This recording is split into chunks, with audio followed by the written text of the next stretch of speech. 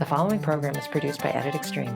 The opinions expressed are those of the participants and are not intended to replace professional advice. Find out more at editextreme.com. Hi, baby. Hi, baby. Hello. Hi, baby. Aww. Cutie.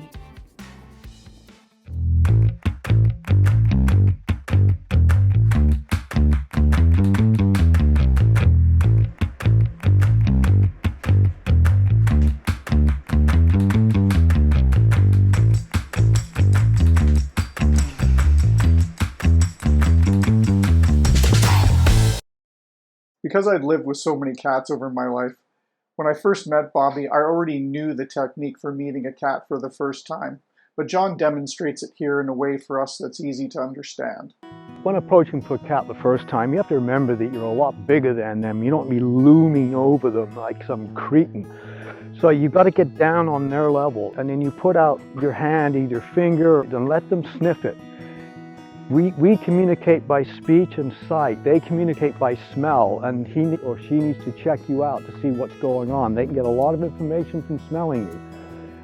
And if at that time they're smelling you and they rub their face against your hand, that's permission to pet their face. If they haven't rubbed up against you, don't start petting at this point, because it's just bad manners, and the cat may act, in an aggressive way or just walk away. So if the cat starts walking around you, you can put your hand out, and you get rubbed up against your hand, you can probably pet. And be careful where you pet. So you start with the face. Most cats like the face. A bit on the neck and maybe a bit on the back. Be very careful of the back end where the back joins in with the tail. There's a gland there, and some pets don't like to be touched there. So you want to let the cat dictate how things are going to go. With Bobby's case, he sniffed my hand but didn't offer a pet, so I just withdrew, and then he came back to me and did that a few times before finally the cheek was offered, and I was able to pet him, and he was very fine with it. Treats are a great way to break it in, but you still have to remember that you don't want to start petting them when they're not ready for it. The cat has to dictate the speed and how things are worked. You can nudge them along by, putting your hand out a bit more, but just be careful. You want the cat to come to you. It's their idea to initiate. That's how they feel. And they feel in control, and the fear is not there so much. When you use treats, it's very important to use a treat that they really, really like. If it's not one they like, well, it's not really much of a bribe, is it? It's really a twofold.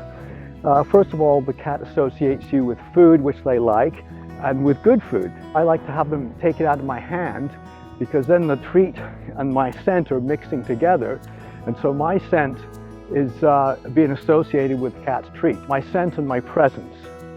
And remember, cats work with scent. That's how they find out all their information. So you've got the person over, they've got a treat that the cat really likes, so food often breaks down certain fears and inhibitions. Remember, once the treats have stopped coming, the cat could go either way. It could go right back to being afraid of you, or at least suspicious, or it could be your best friend, and you have to sort of figure out from the cat's body language what's happening with that. So if the tail is up and the fur is laying flat, whiskers are out or a bit forward, and the ears are a little bit forward, the eyes aren't too dilated or too constricted, you've probably got a cat that wants to interact with you, and it's always going to be different. Do you like Greg's jacket? So oh, he likes So the jacket. Yeah. Bobby likes your jacket. Look at that. That's nice. Yeah, I think Very maybe nice. he recognizes your scent, but he feels really That's great. really chill with you. That's awesome. That's wonderful. That's Such a awesome. happy cat. Yeah, because you were with us when we first met Bobby, right? That's right. Years ago, we met on the shoot. Over the next few days, Greg and I were setting up and breaking down shoots and moving around the house, and Bobby was following us around, and it's kind of like we were a team. He even popped his head out from under a mattress in one of Greg's B-roll shots. Yeah, I got that video. In our next episode, John will talk about the origins of feline-human cohabitation, the dynamics of it, and some of the pitfalls that we need to watch out for. Like, share, subscribe, and hit that bell. Don't miss an episode of BobCat's Playground. Help us change the world, one cat at a time. In the next episode, Bob will